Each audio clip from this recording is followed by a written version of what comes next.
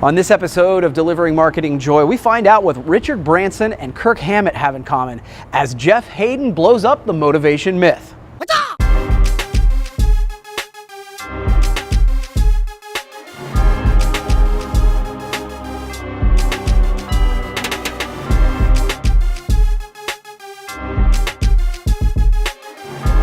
Hey there, and welcome to another edition of Delivering Marketing Joy. I'm your host, Kirby Hasseman, and joining me today is a regular almost on the show, but a rock star and a guy that's got a brand new project out that I am super excited about. Jeff Haden is the author of the new book, The Motivation Myth. Jeff, thanks for joining me, man.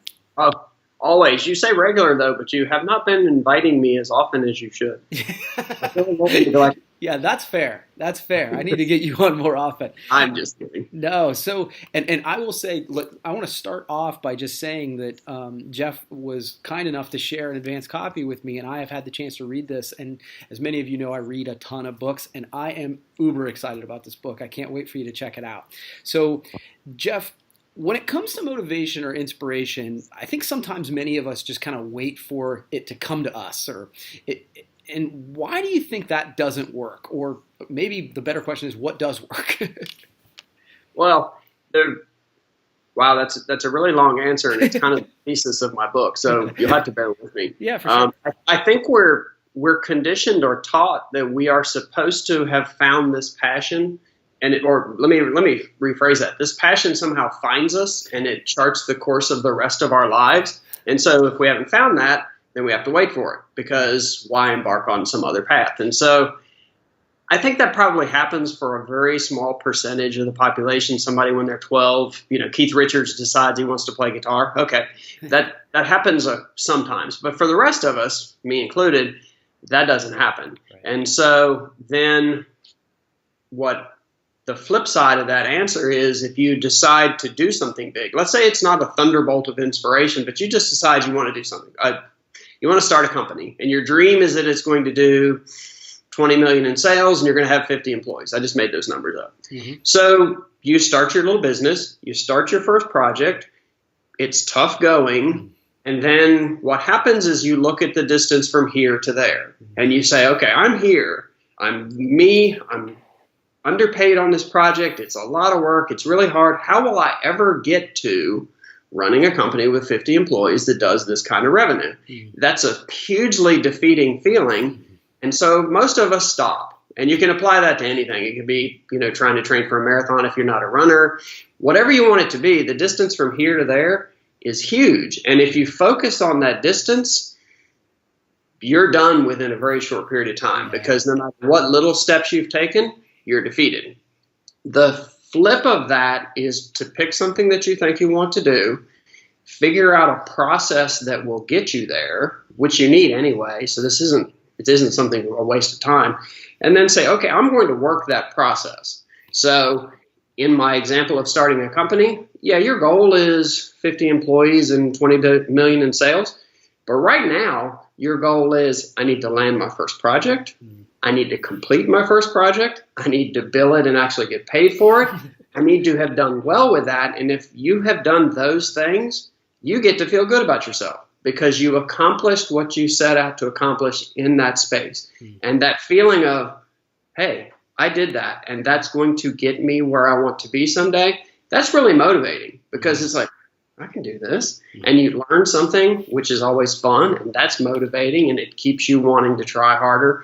So if you figure out your process, and I do a bunch of stuff about that in the book as well, and work your process, every day you get to feel good about yourself, you get a little burst of motivation for tomorrow, and you are clicking off the steps that get you somewhere. Now, did it turn out that whatever it is you chose to do was your life's passion?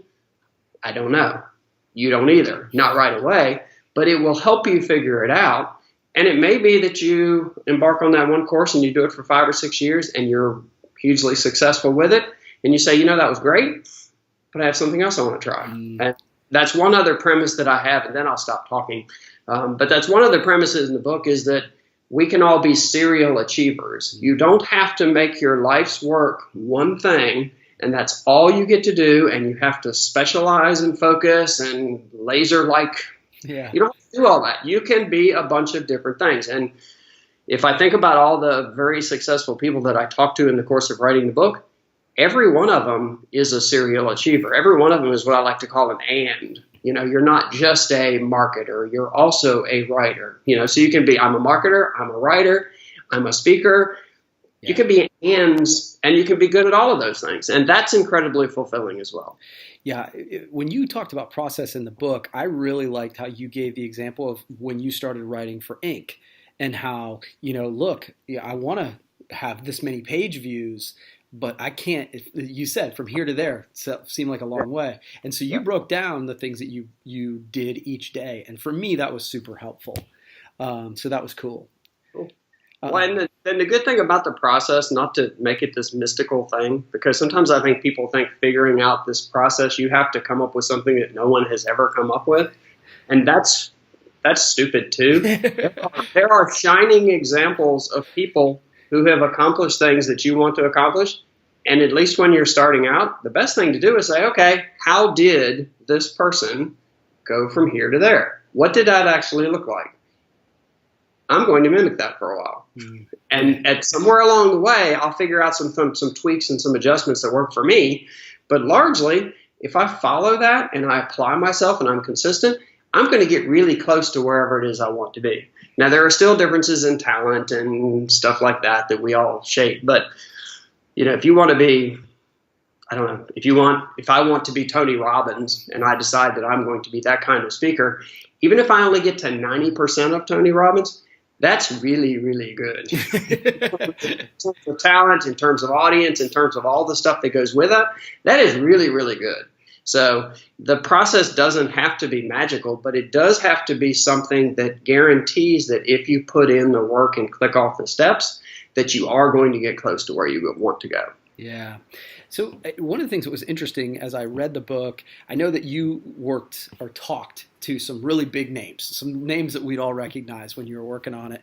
What are some of like your favorite lessons or stories that you have from the book?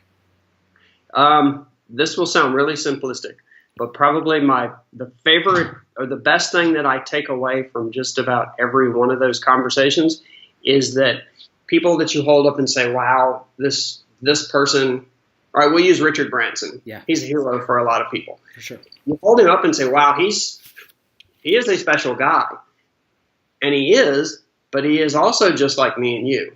Mm-hmm. And so it's inspiring to talk to people like that because you realize that, okay, he is smart and he is clever and he is a bunch of things, but not to this quantum leap greater than other people that I know. He just applied himself and took a few risks and took a few chances and bet on himself and tried and learned and constantly developed. And so you walk away and think, it is possible. There isn't some magic quality that really successful people have that none of the rest of us can embrace.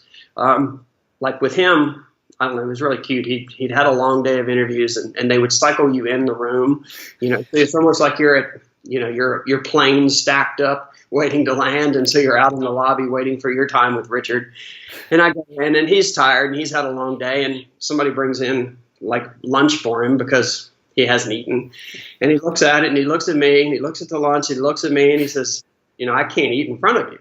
And I said, sure you can. I understand. Go for it. Have at it. And he's like, no, I really can't. You have to share this with me or I will not feel good about eating. No, he doesn't have to do that. That's not that. I don't know that I would have thought of that, to be honest with you. Yeah.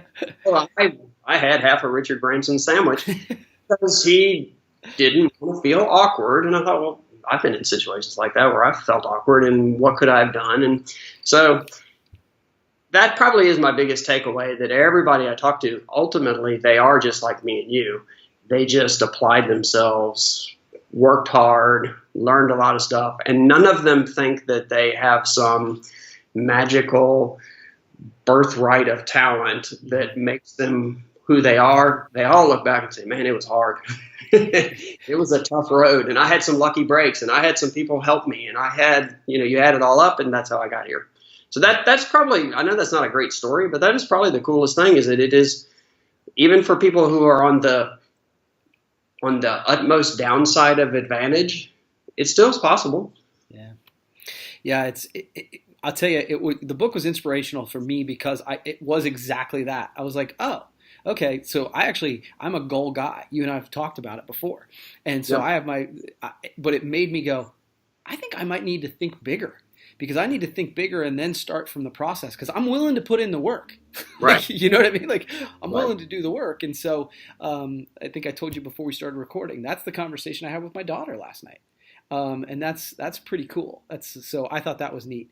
Um, One other quick question for you, and I saw Jewel, yeah, Jewel, right, like the singer, poet, whatever, say that people talk about happiness and success like it's an island, like it's a destination, and when I get there, everything's going to be great. But I don't think happiness is an event. What do you think about that? Yeah, well, there's all kinds of research that also shows that if you, what is it? You buy the new car, and within 2 weeks, whatever glowing feelings you had have gone away. And I think with the new house, it's like 2 months, and there's all that stuff. And so we create all these destinations that then once I'm there, I'll be happy. And I think happiness is an everyday thing. And I think it again goes back to, if you think about some of the days when you sat down at the end of the day and you thought, that was a good day. It wasn't necessarily that you sat on the beach. It wasn't necessarily that you ate at a certain restaurant. It was that you had things you wanted to do that day. You did them. Maybe you made a difference in somebody's life. You've got some of those things that are fulfilling. And at the end of the day, you worked hard, you did good things, and you feel good about yourself. And that is a cool, happy feeling. And you can have that many, many days, as opposed to there's this one thing that if I get there, I know I'll be happy. Kirk Hammett, the Metallica guitarist, he and I talked a little bit about that. And he was talking about other guys that he knew that were in bands when he was growing up, and we know their names, but they're still out doing like the summer circuits and stuff like that. And he says, they hate doing it, but they don't know how to do anything else, and this is the only way they can make money. And he said, I always just wanted to be a musician. I just wanted to be able to go and play in front of people and be able to make a living that way. He said, so I still think it's a hoot. They're 40 years in or whatever it is. Yeah. And he says, I still love it because ultimately I get to be a musician, and that's what I want to be. So for him, it's an everyday thing. Mm. Whereas if you just wanted to be a star, well, once you get to be a star, okay, is that going to sustain you forever? Mm. So another long answer, but I think happiness can be an everyday thing. And I think that's part of success. And I'm not saying that being successful makes you happy like in a wild, huge way, but little successes all along the way. It's really fulfilling. It's really rewarding. And I really like that to me is what can lead to a happier and more fulfilling life. And it also gets you where you want to be, hopefully. Yeah, for sure. Jeff, you've answered my questions for sure. Before we go, you asked me about a lesson I learned from someone, and I didn't really give you a specific answer. I want one from you. Okay, so you want a lesson that I have. You can do better with the question than I did. It's been an interesting couple years in the sense that I've read, and you and I've talked a little bit about it. I've read between 40 and 50 books each year over the last years, and one of my struggles is I've learned so much that it's been hard to put one into words. But one of the ones that most recently is I actually just finished a book called Finish, ironically, from John Acuff. Uh-huh. And it actually reminded me of your book a little bit because he talked about how when people give up, it's usually after, they start their workout plan, the marathon plan you talked about, right? Is that you go your 2 miles the first day, you go your 2 miles the second day, and the third day it's really hot. And whatever, and then after you kind of give up on it, and then people give up. And right. he brought up a lesson of what do you do the day after perfect? Oh, the day after perfect is if you can keep going the day after perfect, you will be more likely to succeed. And I honestly, it was funny because I was listening to his book and reading yours, and I was like, those two lessons, your lesson about the process and his lesson about it doesn't have to be perfect. Right. That was one that comes to me a lot right this minute, because as I'm launching another business and doing that, it's like, man, I'm having a lot of days where they're not perfect. And so for me, it's like, what do you do the day after perfect? And if you can keep keep the process going, then I think that success will follow. So That's really cool. It reminds me of something I'm sorry to keep you going, but it reminds me of something I thought about the other day when you were talking about you run for a few days and then you stop. Mm-hmm. And then most of us will come back around a few months later and try to start again. And you're starting back from zero again. And so I was sitting there saying to my wife, it was something else that I tried to do and I quit doing it and I'm trying to do it again. And I said, I've got to stop starting over. and I was like, hey, that's not a bad. But it's true. You get along a certain way on something, and you really want to do it, but it's hard, and so you fall out of the habit for a little while, and then when you pick it back up again, you realize, man, I am so far back from where I was, and I could have been over here if I'd have just stayed the course. So as you launch your other business, and every day is not perfect, stay the course. Don't go back. I love it. All right. Well, hey, Jeff, thank you so much for taking the time. I always appreciate it. My pleasure. And again, you can actually order the Motivation Myth right now on Amazon. You can do pre-orders, and it comes out January 9th officially. I truly, folks, I really recommend it. It's really good. Thank you. Yeah, and Jeff, thanks again, and we'll have to do it again, okay? All right. Take care. Well, that wraps up another edition of Delivering Marketing Joy. We'll see you next time.